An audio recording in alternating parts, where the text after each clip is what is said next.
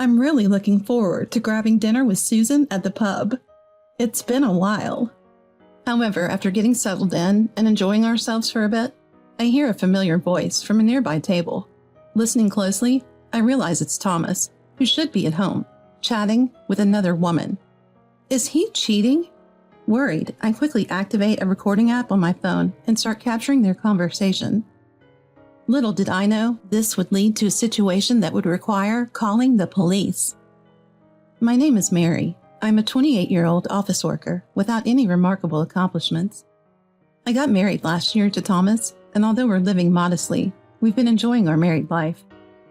Currently, we've both been working in the city after moving from a suburban area. Adjusting to city life hasn't been easy for me, as I lived with my parents until recently. The reason we moved here is primarily to accommodate Thomas's work. At first, everything was exciting and fun, quite different from my hometown in Philadelphia. But the excitement wore off quickly.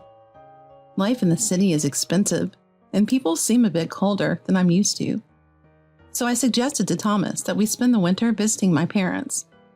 Surprisingly, he was enthusiastic. We quickly prepared and headed to my family home. What I hadn't told Thomas was that my parents own an old warehouse. The stuff inside is covered in dust and in a terrible state. However, Thomas's eyes lit up when he saw it.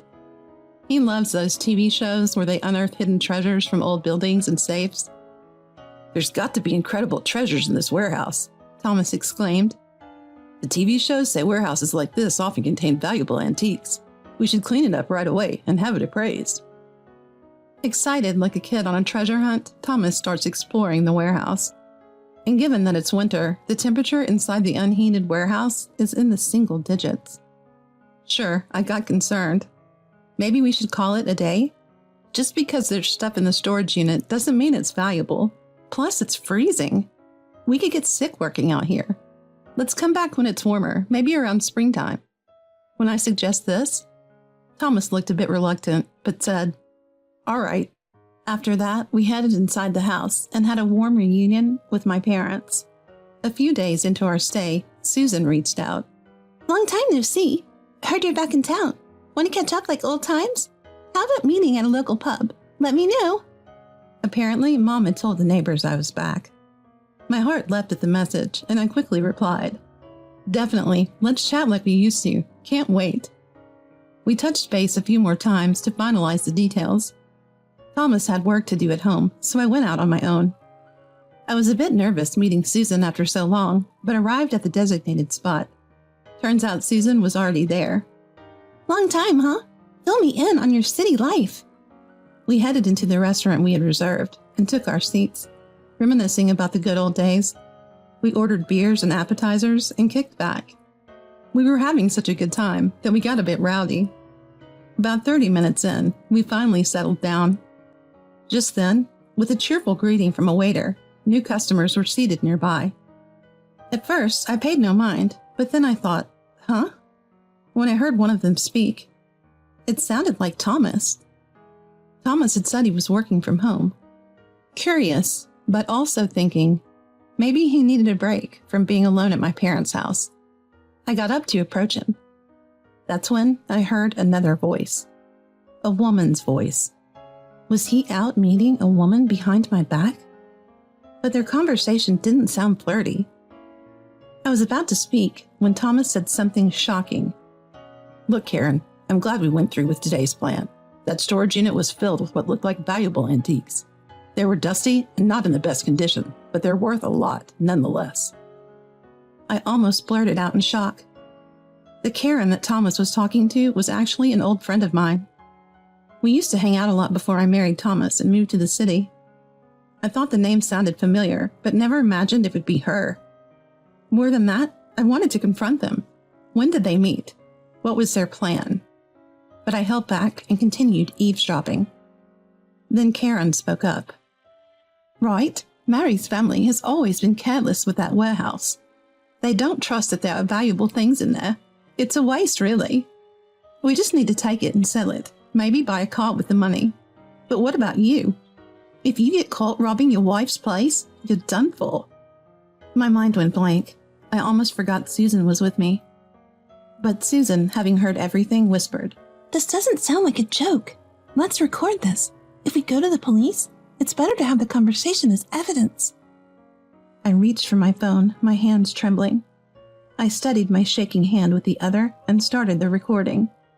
Throughout, they continued to demean me. Then another bombshell dropped. "Lisa will be at the warehouse soon, right? Tell her not to mess this up," Thomas said to Karen. Lisa was also one of my new friends, smart and knowledgeable, helping me often with schoolwork. Lisa was in on this too? I couldn't believe it. Why? What did I do to deserve this? Susan comforted me, and I managed to compose myself. Susan continued the recording, while I rushed to the restroom and called the police. The officer seemed skeptical, but said, "We'll increase patrols." Not entirely trusting the police, I alerted my neighbors to be vigilant and lock their doors. I then called my parents and emailed all the neighbors I could reach. Though they seemed skeptical, they promised to be cautious. Relieved, I returned to where Susan was sitting. Just then, Thomas's phone rang. Judging by his reaction, Lisa had failed to rob the warehouse.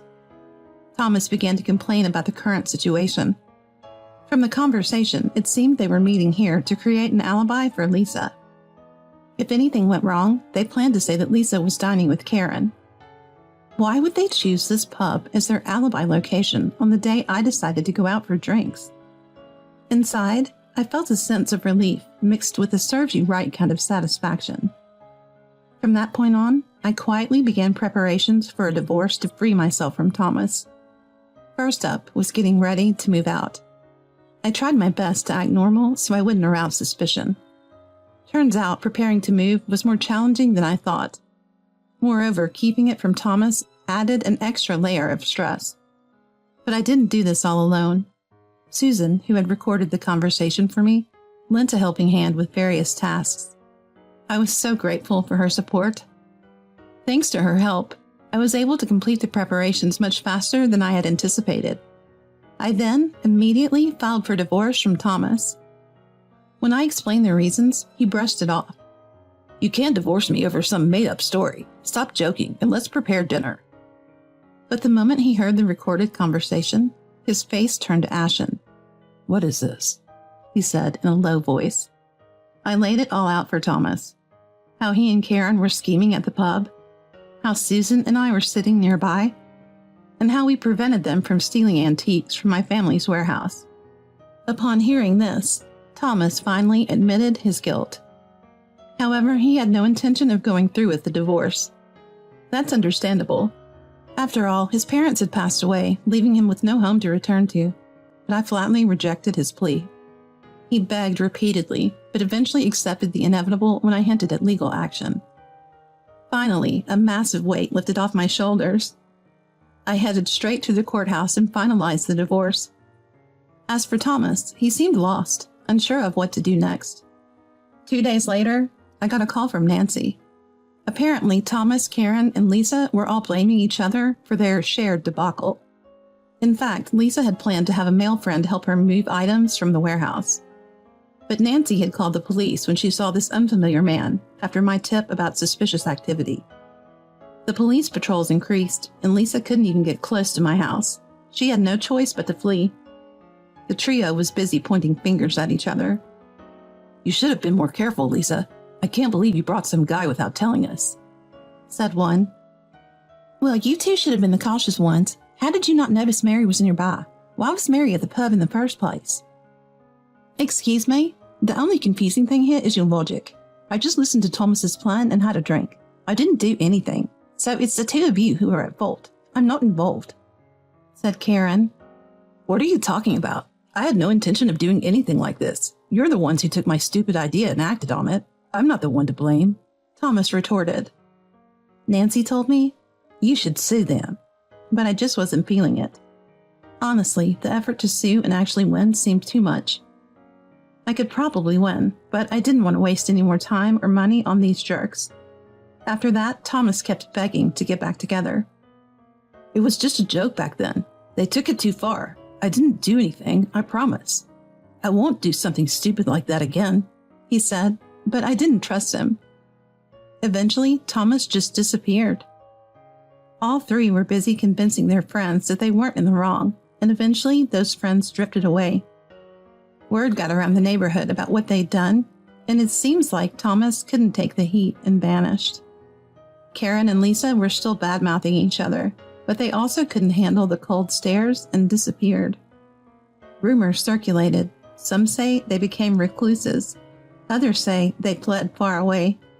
Suing them now would be a hassle, so I discussed things with my parents and decided to put this chapter behind me.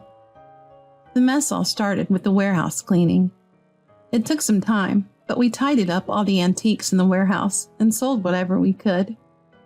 Turns out there were some valuable pieces in there, and we made quite a sum. In hindsight, Thomas did have a good eye for antiques, but with the money, we decided to take our first trip overseas. Up until now, we've been too busy and not financially ready for international travel. I quickly invited my parents. They were totally up for it, saying opportunities like this are rare. After we get back, we're planning to take a domestic trip with Susan, the real MVP of this whole saga. Have you decided where you're going? I'm still torn. Dad wants to go to Australia and Mom's rooting for Europe. What a happy dilemma. Thank you. Let's go together when we're back. Susan grinned and said, I'm looking forward to it. As I'm getting excited about my first international trip, I'm also wondering what souvenir to get for Susan.